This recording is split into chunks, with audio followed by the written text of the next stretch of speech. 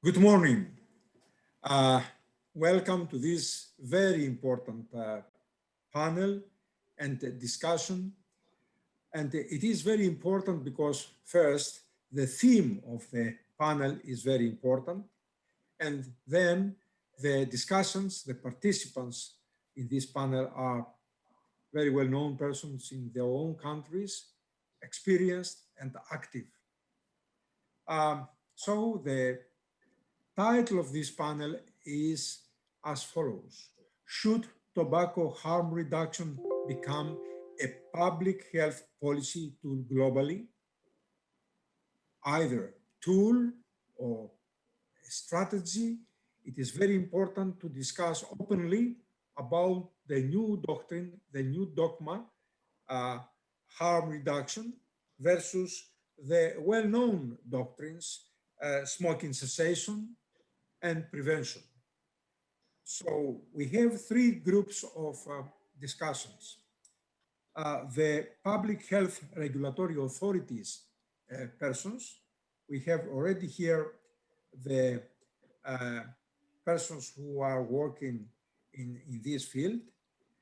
We have uh, persons coming from the harm reduction, say, ecology, and also we have the pleasure to accommodate here a patient organization person. Let's start first from Professor Gauci. Professor Gauci is from Malta, and she is a superintendent of public health in the Department of for Health Regulations. And indeed, she is a senior uh, consultant and employee in the Ministry of Health in Malta. As a senior advocate for public health, her main aim is to protect, support, and improve the people health and well-being. So I would like to start from you, Professor Gauci, and we have about 9 to 10 minutes to develop your view about these three possibilities: uh, smoking cessation and prevention, or harm reduction dogma. Okay, thank you very much. It's a pleasure to join this esteemed group of experts on this very important topic. Tobacco has been with us for a long time, and many countries have been struggling towards the control of tobacco, because we all know that tobacco causes a lot of harm to human beings. So we have many people who work on the area of tobacco, including people who come from the public health field. We also have NGOs who work on this area as well, patient representatives, and also the clinicians who are actually seeing the effects of tobacco. So in Malta, the situation is that we have seen a decline in tobacco smoking since the 1980s. In fact, Malta has been quite on the forefront of introducing legislative measures, including one of the first countries in Europe as well to ban smoking in public places. However, the situation is that we are seeing that we have now come to a standstill whereby we are not seeing much of more decrease in the prevalence of the smoking within Malta. So currently we have a smoking daily prevalence of around 21%. And for us, this is a high burden, because if you look also at the morbidity and the mortality related to tobacco, this is causing a high burden. In fact, we get about 400 people related to tobacco smoking, who are dying. And this relates to almost 11% of the total of our deaths. Remember, our population is about 500,000 people. So the biggest problem that we're seeing is that we are seeing this standstill into no further decrease in the daily smoking prevalence. However, the biggest problem we're seeing is that we're seeing, again, an increased uptake in youths.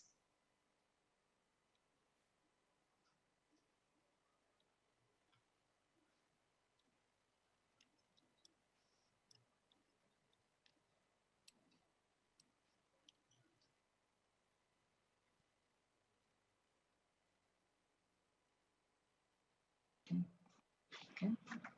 Are you okay? So we have seen that looking at the prevalence of tobacco smoking, we have seen that we have had a standstill at around 21% of our population who are still smoking. However, what we're seeing is that the youths within our population are increasing in the uptake of tobacco. And this very much relates to the topic of today and to the measures that we need to take to control the situation. We continue to focus on prevention, which is one important aspect. And when it comes to youth, it's very important to be careful on how to pass the message to the youth. Because we all know from experience that we cannot have patronizing messages to youths, and more work into more appealing ways how to work with youths. One of the most effective ways that we have found in working with youths is looking at efforts into looking at people who are within the same age group. So you have these team groups who are trained, who will then help their fellow colleagues to quit smoking. So this has been one of the most effective ways how to work on the prevention aspect, and also work with innovative mediums, mainly the social media, is because most of the youths are on social media. The topic of smoking cessation in youths is very difficult, because we know that there is a big hesitancy for youths to attend to smoking cessation. So we are trying to find other ways how we can support youths in smoking cessation, which is different from what we apply to the adults. Something which is high on the topic and also relates to our discussion is the use of e-cigarettes. In Malta, e-cigarettes are legal, so they can be sold. However, they are regulated similarly to all other tobacco products, like, for example, cigarettes. So people cannot use e-cigarettes in public places. They cannot be sold to children under 18 years of age. And also there is regulation similarly in terms of advertising to tobacco products. What we are seeing is that when we have people who are using e-cigarettes, many times when some of them use them to try and quit, and some of them use them for other reasons, mainly because of the smell and because it may be more easily to buy the product. However, we are finding that some of the people that start using e-cigarettes then will go back to cigarettes, however, start consuming more cigarettes than they used to consume before. So this is something which we have to be very careful when some people are recommending to switch to e-cigarettes. This needs to be kept in mind, the possibility of more addiction to nicotine, because people may think that e-cigarettes are less harmful, so they will be puffing away more than the normal cigarettes, then get addicted to a higher level of nicotine, and if they convert back to cigarettes, they will eventually start smoking more cigarettes because they will require more nicotine. Then another matter is the use of these heated products. In Malta, smokeless tobacco is illegal, and these heat products are also classified under these topics. So they are quite illegal. What's happening is that we need to be careful about the lobbying from the tobacco industry into promoting such what they're calling devices, especially to the youths, because we have to be careful that these will not be seen as more attractive products. We all know that youths are into digital technology. They may see these products which are more similar to more devices that they regularly use. So we have to be very careful that the youth will not see this as something which is more glamorous, and hence start taking it up even more because of peer pressure from their fellow colleagues who will be using such products. So in our considerations of how we need to tackle tobacco for all ages, but especially in youth, because in Malta and similarly in other countries, this is one of the biggest challenges that we have. We need to be aware of all these factors which are affecting the uptake of tobacco products.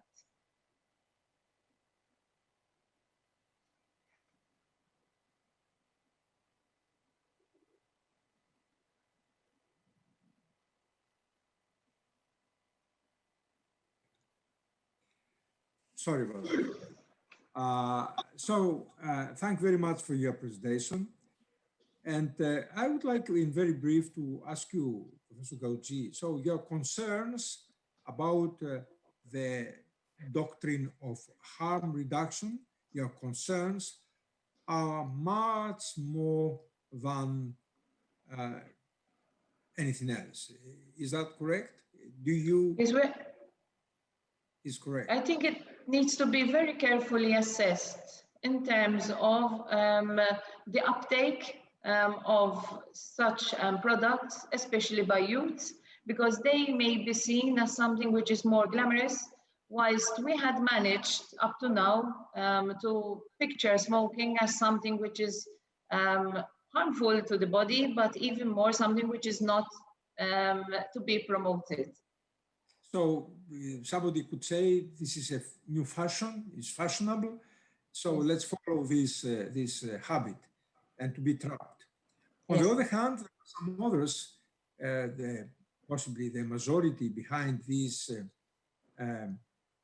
strategy, saying instead to have the catastrophic smoking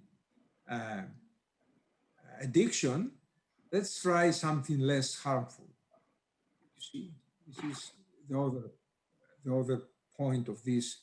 Exactly. Philosophy.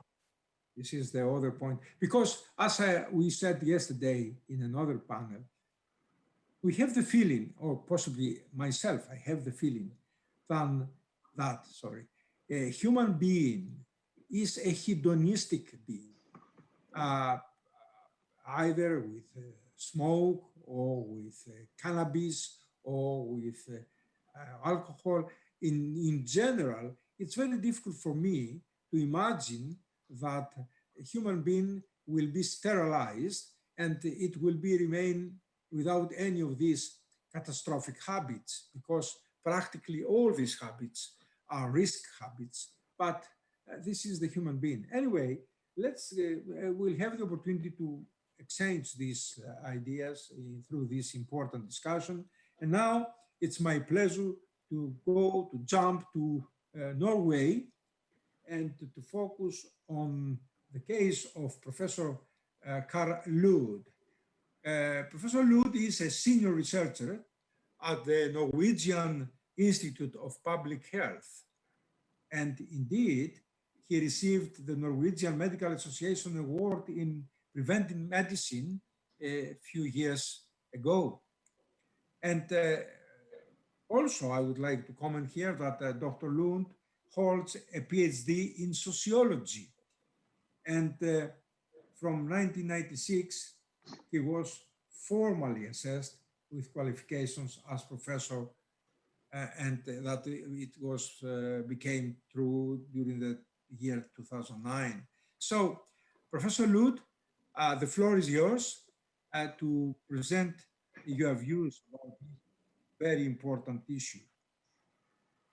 Thank you very much, Dr. Vardas. Can you see my slides? Yes, indeed. Yes? Just please press the presentation in order to slide to be full screen. You have to press the presentation in order to be okay. full screen. Now it's excellent. Indeed. Thank you very much. Well, in my talk this morning, I would like to draw your attention to the long-term use of snus in Scandinavia and why this has been regarded as the proof concept of harm reduction. Snus is an oral, low toxicity smokeless tobacco product consisting of pasteurized, finely ground tobacco leaves. It comes in small tea bags, which are placed under the upper lip and provides nicotine to the bloodstream through the mucosa. This widespread use in Norway and even more so in Sweden, I believe, but for reasons difficult to understand, snus is still banned in the EU. Please speak closer to the microphone, Professor Lund. Okay. The use of snus is widespread in Norway and even more so in Sweden. But for reasons difficult to understand, snus is still banned in the EU, depriving smokers then from a low-risk alternative, as Dr. Kayet put it in his presentation this morning. In Norway, 20 years ago, cigarettes made up 95% of the nicotine market and snus only 5%. But now, snus has gained 40% market share on behalf of cigarettes, and the overall sales of tobacco has been reduced from 2 kilo per capita to 1.1 kilo per capita. So there's a big market shift. This is sales data, but if you go to the survey data, the development is similar.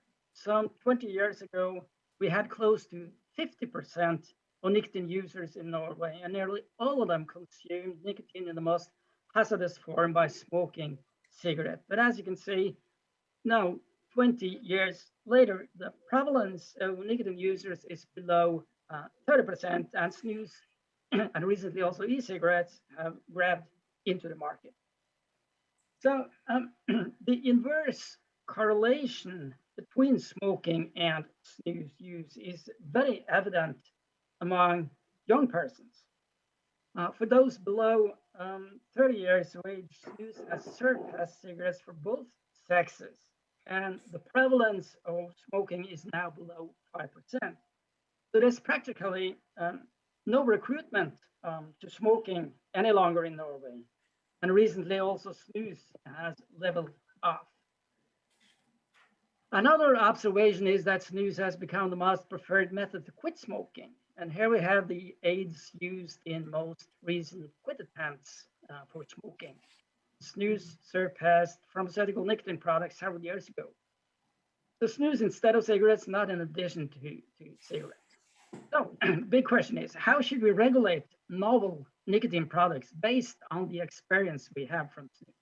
Now, the problem that tobacco harm reduction proponents often face when asking for risk proportionate regulation for novel nicotine products is that authorities such as WHO, they're not willing to weigh the potential benefits against the potential costs. Instead, they apply the traditional approach of relying on 3 guiding principles derived from medical ethics.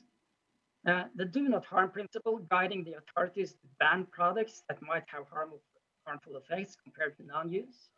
The precautionary principle, guiding to ban or restrict products where it cannot be ruled out that unexpected consequential risk may occur sometime in the future. And the loss of autonomy principle, guiding to ban products with an addictive potential. So by referring to these principle, authorities justify bans or restrictive regulations on novel nicotine products. In Norway, for example, e-cigarettes and heat-not-burn products are banned on these grounds. Another approach would be to base the type of regulation on the expected consequences for public health. In this exercise, we aim to calculate the net public health effects based on information essentially on 3 factors. We have to identify the absolute risk of the product, the risk of using the product compared to not using it, the relative risk of using a product compared to the risk of smoking cigarettes. And number 3 is to identify the user patterns, essentially find out the relative share of smokers and non-smokers among users of the product. Regarding the absolute risk of snus, the most important being premature birth for pregnant women, in some increased mortality in the aftermath of a heart attack or stroke, and possible risk of pancreatic cancer. The latter is with very inconsistent evidence. So concerning absolute risk, snus is not totally risk-free. But for relative risk, there is a medical consensus that smoking is many, many times more dangerous than snus use. You know, when smokers die from smoking-related diseases, approximately 2/3 die from either lung cancer, respiratory diseases, and cardiovascular diseases. But for snus, we have epidemiological long-term studies showing none or very weak association with the diseases that are killing 2/3 of the smokers. There's no association with lung cancer, no association with respiratory diseases, and very weak, if any, association with heart conditions. And moreover, snus does not cause any unique disease beyond those you can get from smoking. So several scientific committees have tried to place the products along a continuum of risk. And typically it looks something like this. You get cigarettes and other combustion products placed on top of the harm scale. And then there's a cliff down to e-cigarettes and snus, assessed to make up only 5% of the harm from cigarettes. So it's in that ballpark. Now the third main element in a public health calculus is the composition of the users group. How the users are made up of never smokers and relative to smokers. I mean, there are beneficial patterns of use, but also unfortunate patterns of use. And in a public health calculus, we have to take both into account. So beneficial use of snus exists if snus use as a diversion from smoking. For example, if established smokers are quitting smoking or reducing the number of cigarettes by the use of snus, as I just showed you is the case in Norway. Another channel of diversion is that tobacco-prone youth take up snus instead of cigarettes and thereby reduce the smoking initiation, which also is the case in Norway. On the other hand, we have to weigh the beneficial contribution to public health against unfortunate patterns of use. For example, if otherwise tobacco-free persons take up snus, and even worse, if they go on to become smokers because of the prior exposure to snus, you know, the gateway hypothesis. It would also be unfortunate if smokers would start to use snus on top of the cigarettes without reducing smoking intensity. So we have to identify all kinds of use patterns, and there are many segments and many transitions between these segments. So this is rather a complicated puzzle. And in this slide, you can see how every user of snus is made up of different segments according to their smoking status. And this is just to give you an impression of the logic that we're using. I can't go in detail here. Anyway, the main task is threefold. First, we have to identify the use patterns, the beneficial and unfortunate use patterns. We have to estimate the number of persons in each segment, and then estimate the changes in health status for the number of persons in each segment. It's not easy. It's a huge task, and we can't expect precise estimates. Still, we have strong indications as regards snus. So, and this is my last slide, given the snus user configuration, the patterns of snus use, the beneficial and unfortunate use patterns, the absolute risk, and given also the assumed risk difference to cigarettes, I'm pretty certain that the availability of snus has produced a net gain to public health, because the combined numbers who have quit smoking for snus or reduced smoking intensity by snus or picked up snus instead of cigarettes have outnumbered the number of snus users who otherwise would have been tobacco-free. So in other words, health gains from smoking cessation, smoking reduction, and smoking substitution produced by snus has more than outweighed the marginal health loss in the fraction of never smokers taking up snus. But thank you very much. This is my conflict of interest. I'm employed by a government entity. I know ties to nicotine industry, and I've been an expert witness in several cases against the tobacco industry. Thank you very much, Professor Lund.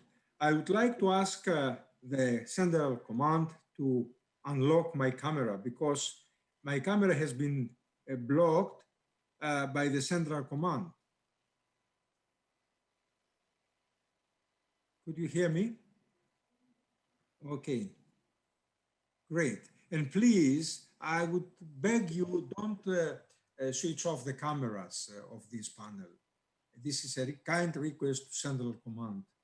So we had the opportunity to listen Dr. Lund, and now, as I said, before we start a productive discussion, I would like to go to the harm reduction advocates and to start with the Emeritus Professor Karl Fagerstrom, who we had the opportunity to listen yesterday. So Professor Fagerstrom, a veteran in advocacy and in this very important domain, the floor is yours to present your views about this very hot topic we discuss now. Thank you very much, Professor Vardas. I'm glad to be directed by you again, as I was yesterday. In your introduction, you presented the three kind of factors that we should choose among: prevention, cessation, or harm reduction. For me, it's evident that we need all three, and they are complementing each other. Okay, having said that, I think we have some proof of harm reduction, actually.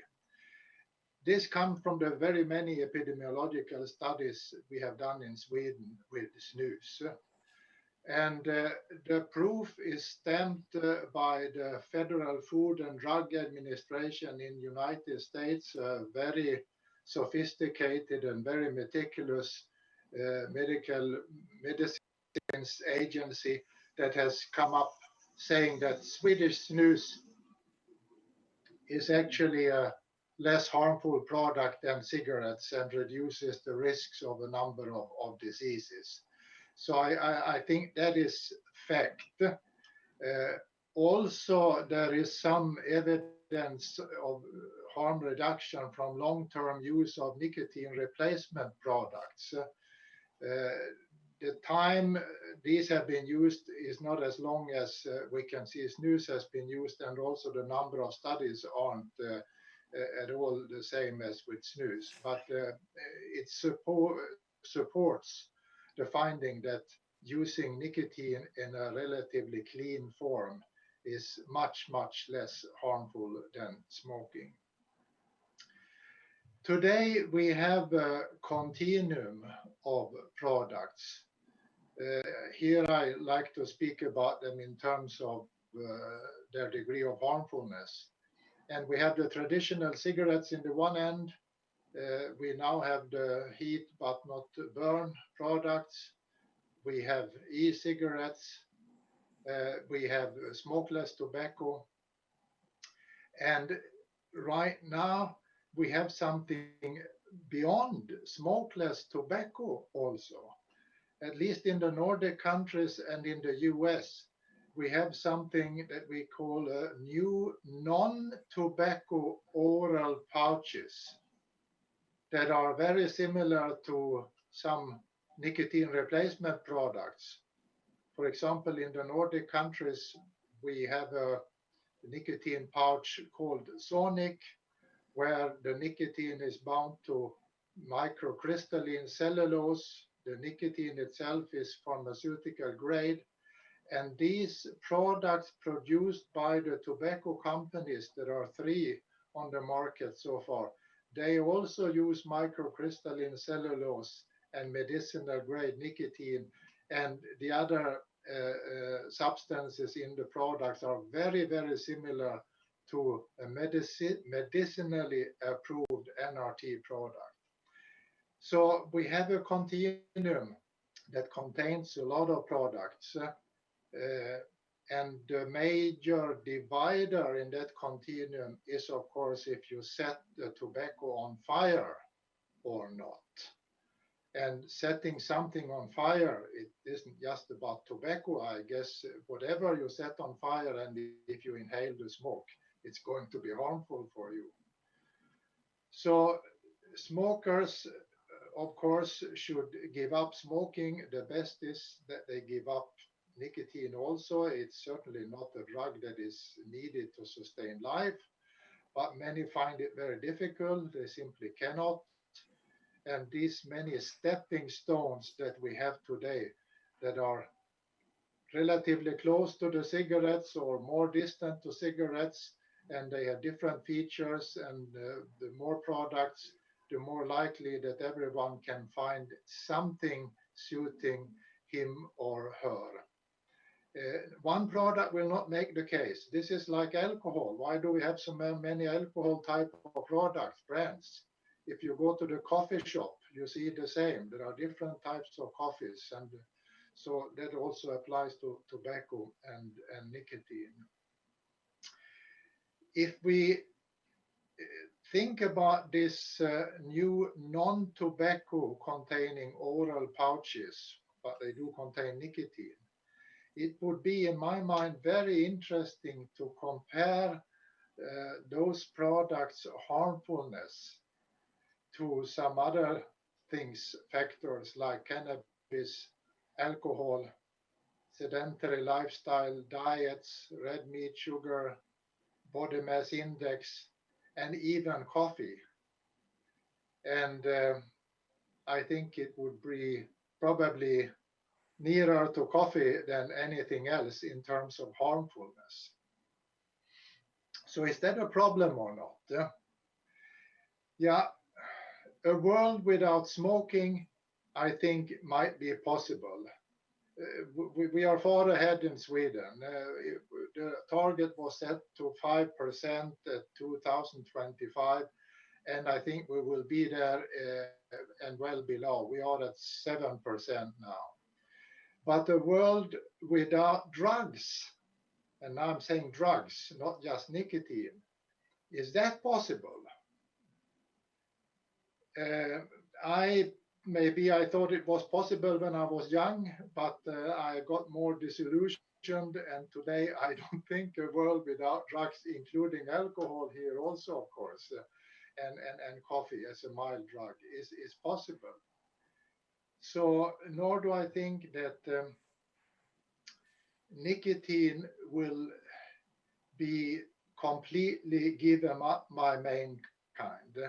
And if that is true, then of course harm reduction is called for, because we don't want people in 100 years from now also go on smoking, but we would like them to find a product that is no more harmful than caffeine ideally, and certainly products can be less harmful than alcohol, which we do accept. I mean, some tobacco and nicotine products now are definitely way lower in harmfulness than alcohol. So I think it comes to a question whether we can give up drugs or not. And therefore we also need prevention. We don't need very many to use drugs, as few as possible. That's where prevention comes in. Cessation for those, particularly when we have smokers, we need cessation. I have been doing cessation for most part of my life. I know that not everyone can give up smoking. And so therefore we also need harm reduction to cut the public health cost to society. Thank you, Professor Vardas. Great. I enjoy very much your presentation. It is a realistic one. It's a philosophical one. And more or less, I had presented the same concept, saying before that fortunately or unfortunately, I don't know what to choose, human being is a hedonistic one, and as such, I cannot imagine that the world, it will be sterilized. And indeed, as you were talking, I had the opportunity to think about what you said. Uh, Talking about alcohol, the non-alcoholic beers is getting ground now, even in the Mediterranean area. So my wife, who is a zero alcoholic consumer, recently had surprised me asking for a non-alcoholic beer. So yes, it's true. A non-alcoholic beverages, not alcoholic beer, to be more specific, or also we have the opportunity to see that in the case of wines, we have wines with 10 or 11 percent alcohol, and wines up to 18%, like sometimes in Australia or in New Zealand. So why not? The same is with coffee. We have coffee and we have decaffeine. So the decaffeine or the alcohol beer, non-alcohol beers, more or less are moving to the same direction, like a snooze or something else, which is not a smoking product, which is a nicotine product. And of course, as once raised this issue in a meeting of WHO, I have not heard anything from WHO, possibly I'm missing it, about cannabis. In the opposite, everywhere now cannabis is getting ground. Everywhere cannabis is advertised. A lot of products of cannabis, etc., etc. So I'm a little bit confused about the drugs use and the policies and the strategies that we should follow. This is why we are doing this discussion today, which is a real discussion. It's a deep discussion. We are speaking openly because only openness should characterize this discussion. Nothing else, openness. Now I have recognized that another important person coming from the group of public health regulatory authorities, Andrzej from Poland, has joined us. So thank you very much, Dr. Fall. Very welcome. Andrzej Fall is president of the Polish Society of Public Health, very important, head of the Department of Allergy, Lung Diseases and Internal Medicine. So, and since, as I said, November 2014, he is the president of the Polish Society of Public Health. Very senior position. So I would like to hear his view indeed. Good morning, everyone. Good morning, Professor Vardas. Thank you for your kind introduction. It's a real pleasure to be able to speak today. And the subject is really one of the most ones that we are facing in nowadays, because we are slowly changing around the world from the traditional risk factors to our health to the, well, let's say, modern risk factors. The traditional factors, these were underweight, undernutrition, let's say, indoor air pollution. These were the traditional ones. And now we're facing more to what just Dr. Lund has said, that we looking into tobacco smoking, other bad habits, which are all preventable reasons, but which are now responsible for over 90% of premature death in, especially in the Western, let's say, Western culture countries. So this is really a public threat, a real public threat. So all the ways that can lead to decrease the threat and the magnitude of it are or should be considered part of the public health policy.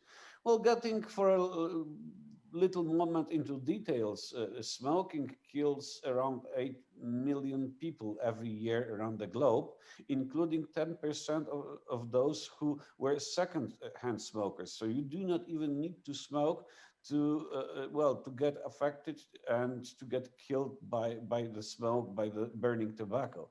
So this is one of the risk factors that it's really not only a risk factor to those who are smoking, but also to everyone who is well around them.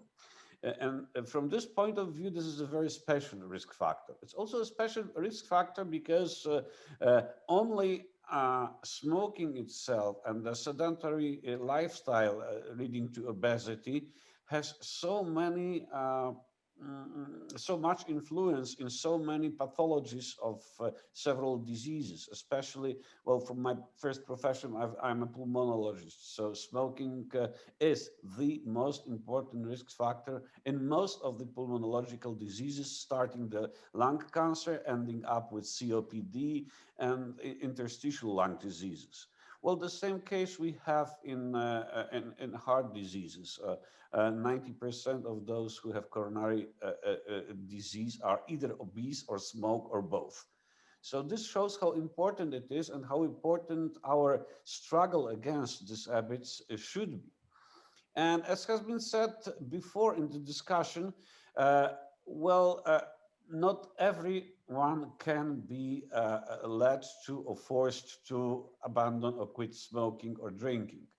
So from our perspective, from the pulmonologist office, we see that at least 25 to 30% of patients, well, in Poland is a little bit more than the average in Europe, but at least 30% of patients refuse to undertake any of the therapies, any of the helps that we can or shall provide for them to help them quit smoking. So they simply say, okay, well, I'm 60 or I'm 80 and I don't care, I'll keep smoking, whatever. This happens also, you mentioned just before the zero alcohol beer, which is getting extremely popular in Poland as well. You mentioned the decaffeinated coffee. So also these are the harm reduction ways to provide those one who are dependent on drinking coffee in the morning or having a beer during their lunch or dinner or having a cigarette after lunch or dinner. We need to provide them the second option, the less harmful things that are as close to their habits as they would accept it.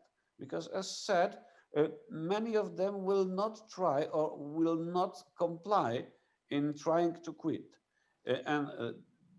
These people can be provided and must be provided the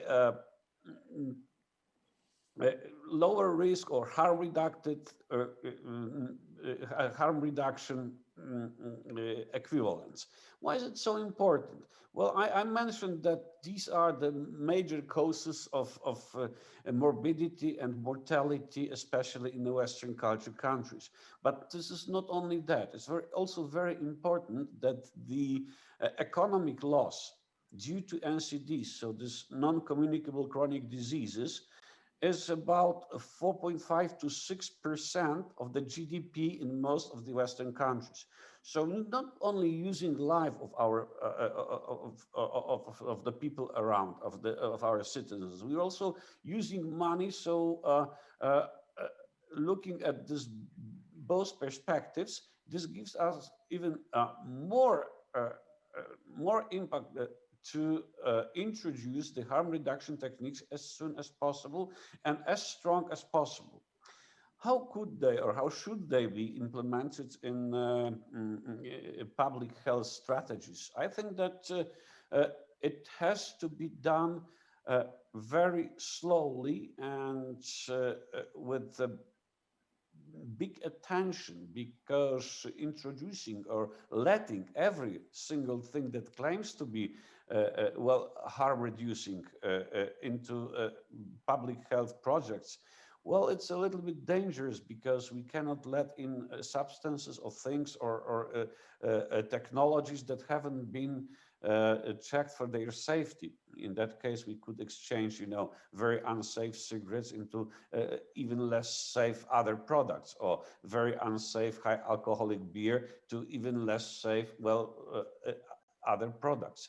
So having said that, I would say that looking into the evidence-based medicine is as important in harm reduction as it is in regular medicine introduction. Well, every approval of FDA or European Medicines Agency, EMA, well, is based on the analysis of scientific publications based on evidence-based medicine. And only in that cases, these products are accepted and introduced. And I think that, well, still waving high the flag of harm reduction for those who are depending on tobacco, who are depending on alcohol, we should focus on the products that have been really tested so that we are pretty sure that we are introducing something much safer and not only what is being claimed much safer.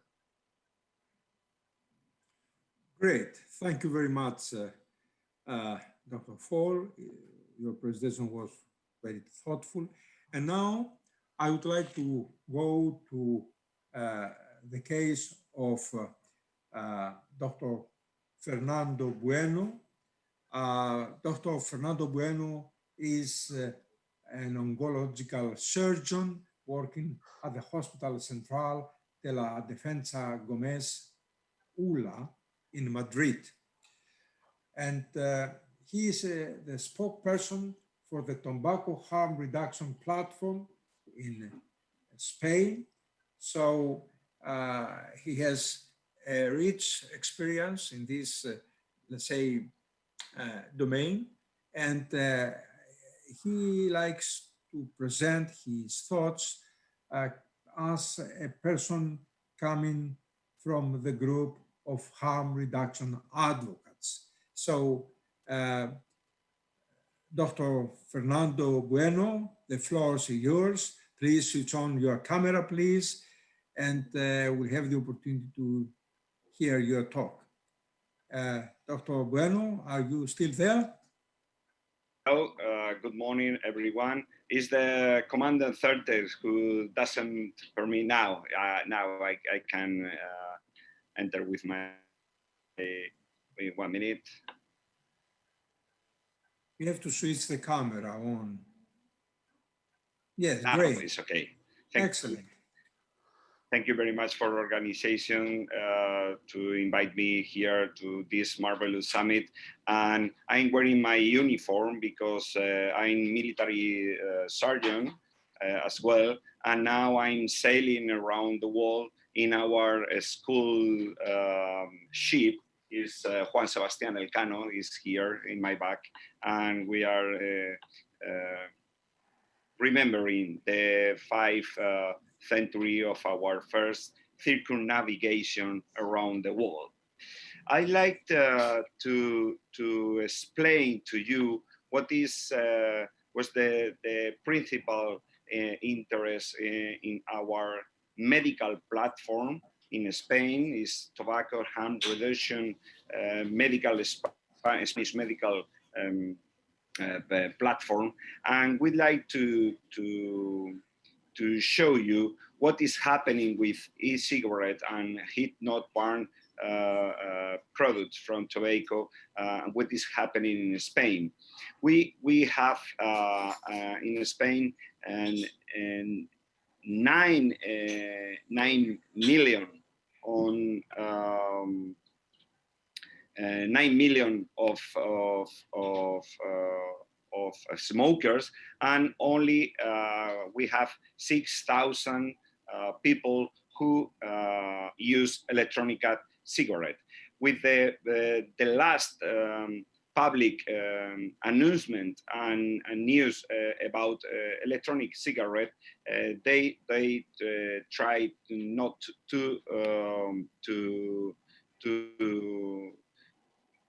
to share what is happening in Spain, and they try to the users of electronic cigarette are decreasing. This is our platform. I don't know if you can see it. This is our platform, and if I ask to my computer if should THR become a public health policy tool globally, my computer obviously say yes. And in our platform, we say definitive yes. Why? Because everyone here, we know this New England, this article, this original article from New England Journal of Medicine, who explained that e-cigarette is better than another nicotine replacement treatment to stop smoking. We know that, and we know the deaths from smoking in Spain in 2019, main causes lung cancer, COPD, ischemic heart disease. But despite of these products, and despite of the law in Spain from 2005, try to decrease the number of smokers, nowadays we have a very important problem with our smokers. Now in Spain, we have 9 million of smokers, and the conventional tobacco control policy, they don't work now. This, all of we are here, we know what are these kind of prevent and cessation services. But in Spain now, we are in the same. We have a 35% of people in Spain who is smoking. What we pretend with our Spanish medical platform, the Spanish was born in 2019 and was created to promote THR in our country. We call this THR is the third pathway to help prevention and cessation tools to public health to stop smoking. But we are not an elephant in a store. We want to enter step by step. That's the reason that we wrote a decalogue. That decalogue say in 10 steps, one by one, the first one is to help our health ministry to incorporate tobacco harm reduction to their public agency tools. Why? Because we know that preventing and cessation are insufficient to help our smokers. I am a doctor, I'm an oncological surgeon, and I work every day with people who smoke. And we are here to help, to support our smokers, to hold their hands and go with them with new novel therapies to quit smoking. The second step is create an effective communication to different parts of society. You know that we cannot talk to a doctor as the same way as a nurse or a politician or a population.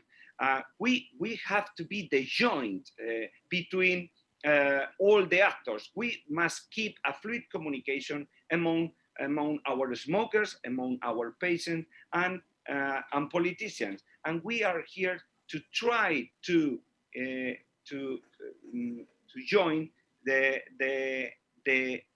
laws and the reality about our smokers.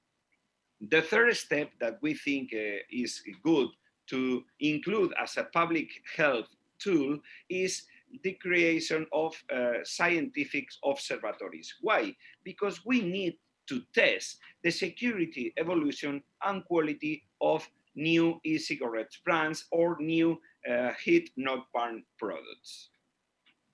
But we have problems, obviously. Sorry for the acronyms, but SHIT is the acronym of Scientific High Intent Tracking. That is the tracking that some people, I call them the dark side tobacco control agency, try to do over everyone who support THR in Spain. They say we have a conflict of interest with tobacco industry. They don't know that in the main industry in Spain to produce e-cigarettes is the little enterprise and the medium enterprise. And they write letters against our platform. That's the reason that some of our college, they don't want to join in our platform because they have fear of this dark side control agency. There are very few doctors, but they have they try to deny us. They try to say that we are the bad people.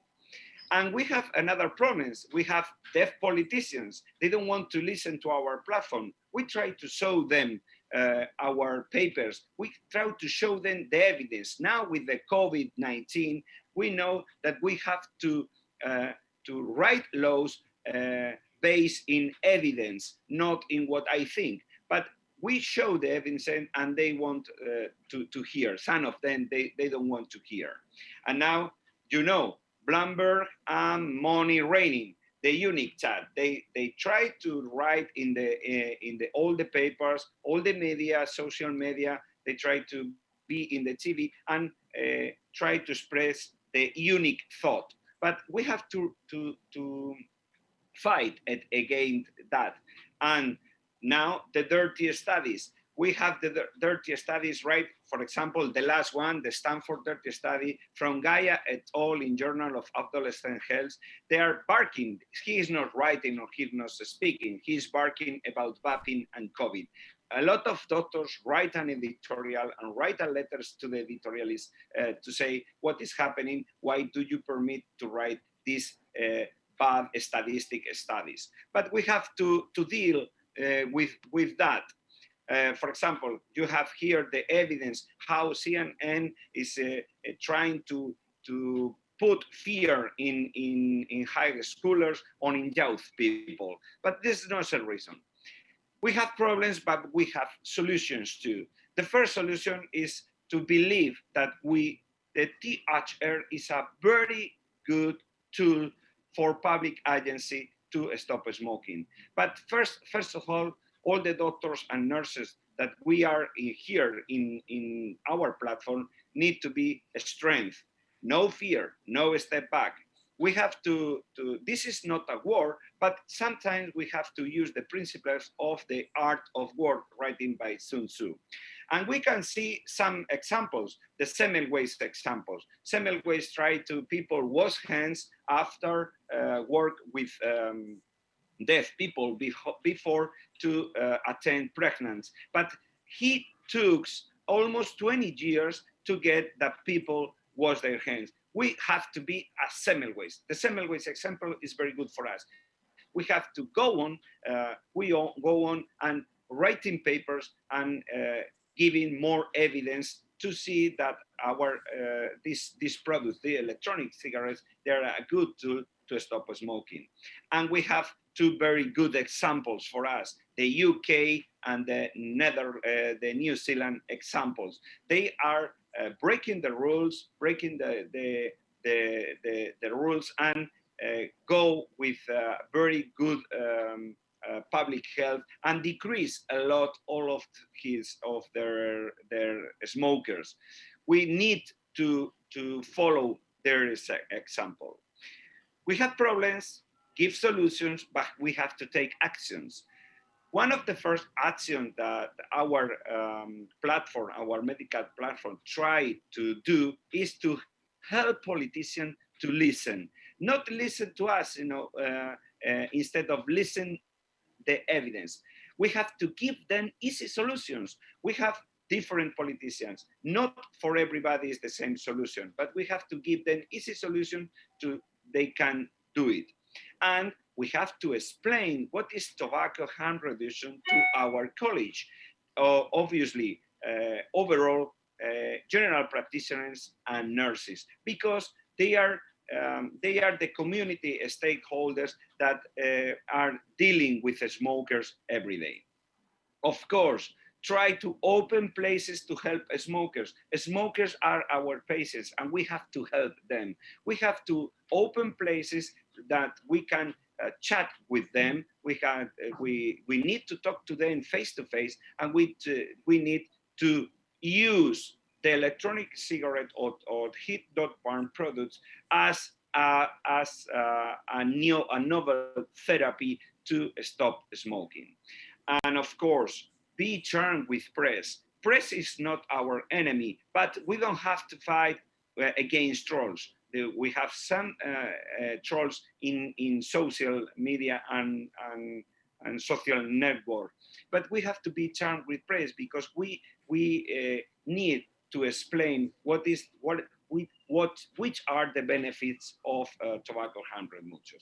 Of course, we think it's very good to support the THR summit as this one, the third one in the world, and we have to be active to write papers, to write original articles, and we need more independent studies to support our evidence. In Europe, we have to read more papers, but in China, largest e-cigarette brands try and they think that they think we need more research could prove that e-cigarettes they have health effects over smokers. Thank you very much for this opportunity, and I hope you can learn a little what is happening in Spain with our platform, and we are leading the tobacco harm reduction in Spain, and you have here our email, and we are here to help people to stop smoking. Thank you very much. Thank you very much, Dr. Bueno. Thank you very much for your very nice presentation indeed. I would like just for my curiosity to ask you, do you have any statistics about the percentage of the crew members in each boat, which is smokers? I mean, these persons are isolated into the boat for long periods. Do you have any statistics? How many of those are smokers? I'm doing one of these statistics. We don't, never in Spain, nobody in Spain make a statistic about the smokers in boats. And you know, now we are sailing without go to a harbor. Now we have 37 days in the sea, in the high sea, and we have a lot of smokers, but we have to electronic cigarette consumers. Sometimes the smokers look at the perception of people, say to the, we have almost 30% of smokers and only 1% of electronic cigarette users. And they say, the smokers to the users electronic cigarettes say, that is better than a smoke. And I say, what are you doing? What are you saying no, to our crew? But I'm writing a study about this statistic, and probably next year when we finalize our trip, we can say we can have different results. So it was really great that we had a number of persons with us today. Unfortunately, I have some, let's say, sad news, because one of our partners here, Dr. Xemi, head of the Center for Epidemiological and Clinical Research in Addictions from Prague, is not with us today, despite his will, because he developed a little bit fever, and he is now in quarantine, in isolation, because there were no conditions. So that's why, this is the reason why Dr. Xemi, as I said, despite his will, is not with us today. This is one. Also, I think we have finalized the presentations, if I have understood well.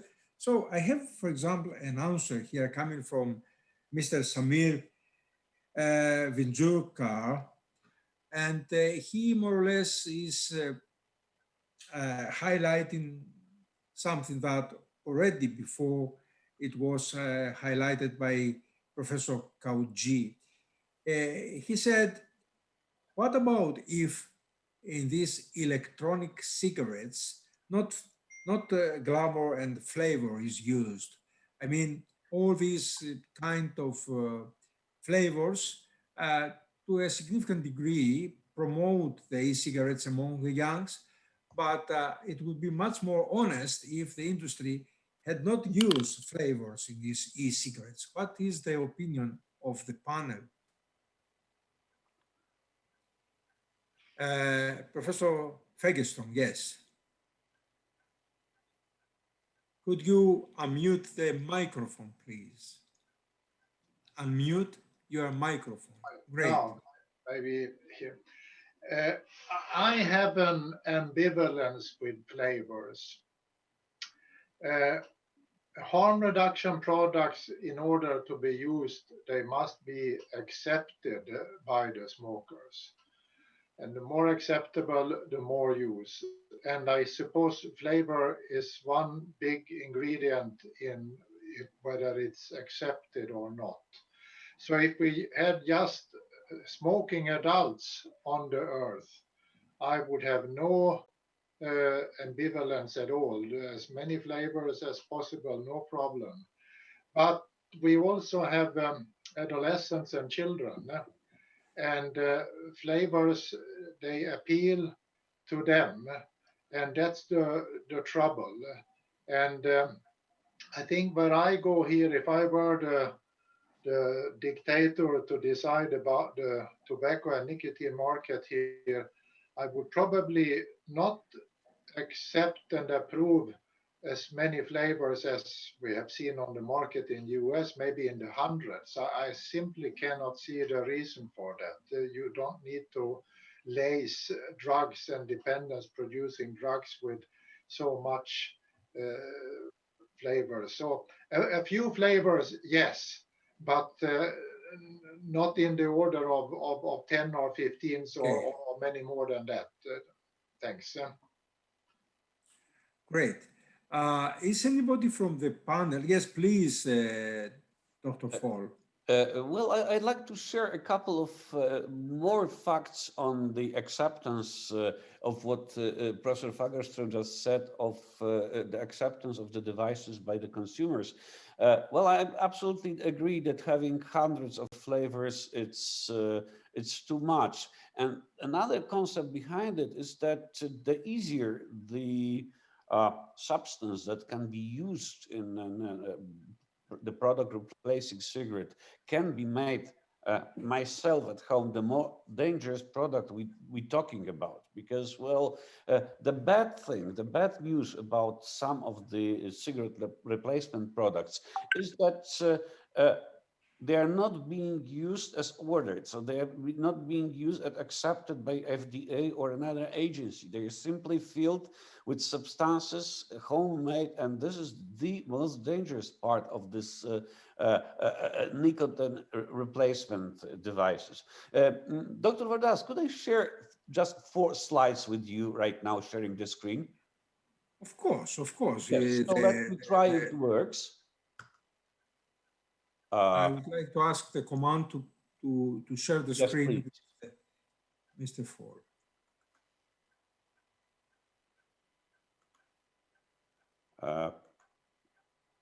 Okay, well, it's not that much working.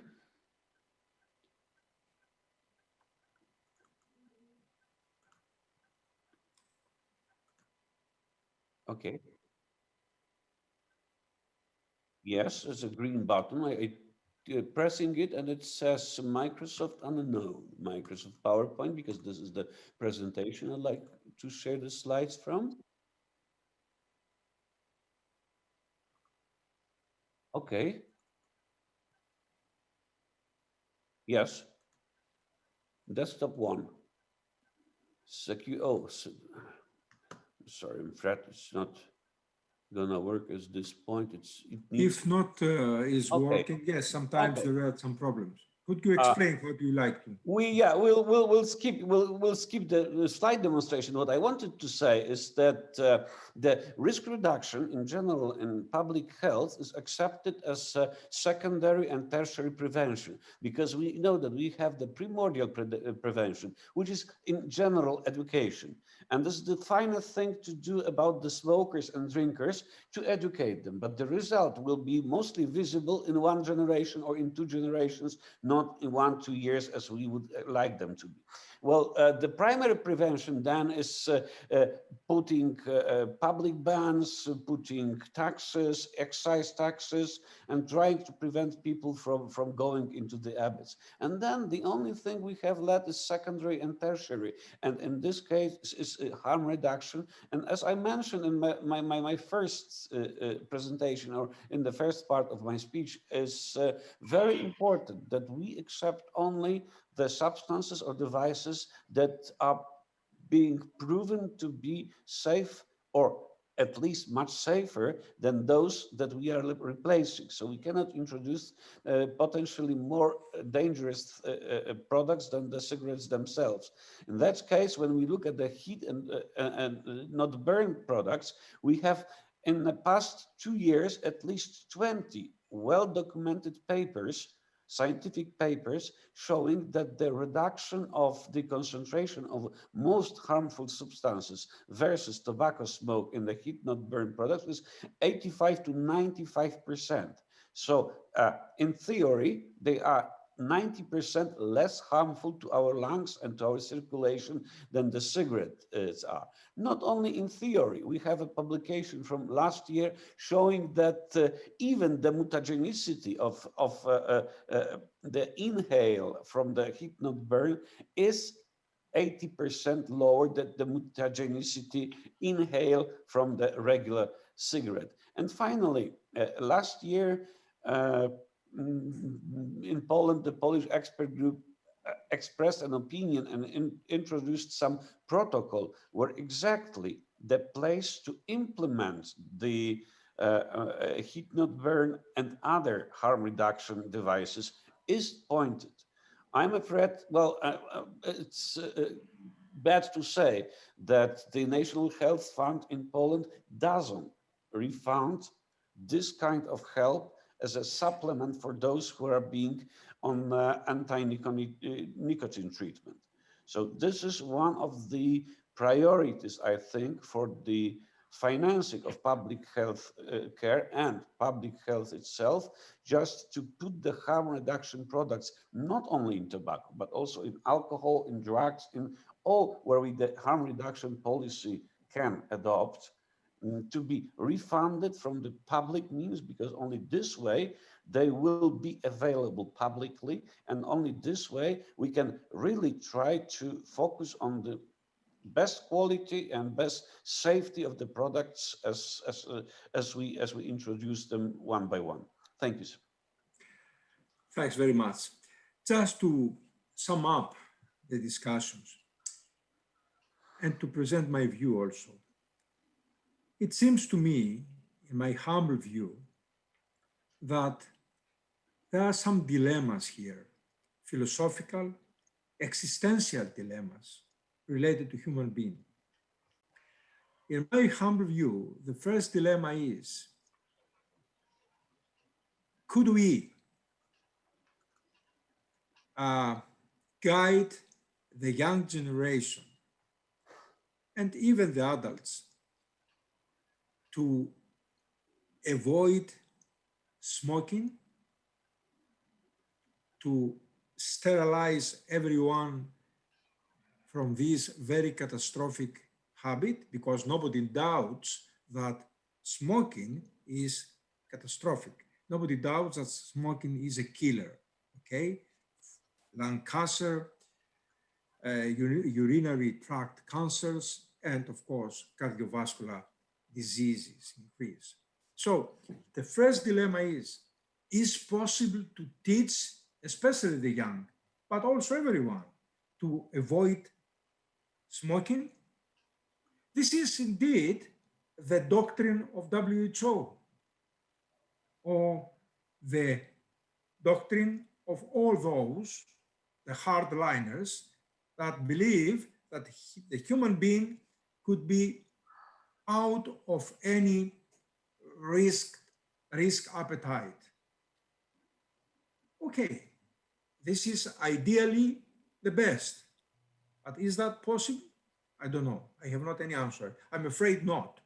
And as I said, if we like to be sincere, we have to see around what is happening with cannabis. okay?